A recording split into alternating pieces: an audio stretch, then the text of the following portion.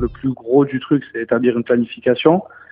C'est ce qui va te permettre de gérer la charge de travail. Donc c'est vraiment ça qu'il va falloir bien manager pour éviter, comme tu voulais, un peu les pépins et les soucis de méformes et de blessures éventuelles, parce qu'il va y avoir une grosse charge de travail. Dans un premier temps, tu vas travailler en volume et dans un deuxième temps, tu vas te diriger progressivement vers l'intensité. Donc pour qu'à la 5e semaine, tu sois déjà plus ou moins prêt pour ton premier match d'Europa League.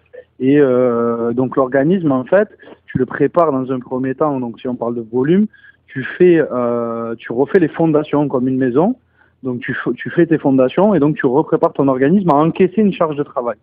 Donc le stage te permet ça parce que tu vas pouvoir faire beaucoup de séances, tu vas pouvoir avoir tes joueurs sur la main, tu vas pouvoir driver la nutrition, l'hygiène de vie en général.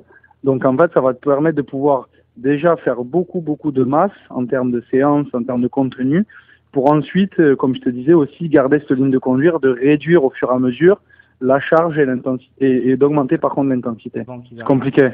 Ouais, c'est compliqué. C'est compliqué parce que du coup, ça pousse à l'individualisation et du coup, par conséquent, en fait, tu te retrouves avec un programme à varier pour ces joueurs-là.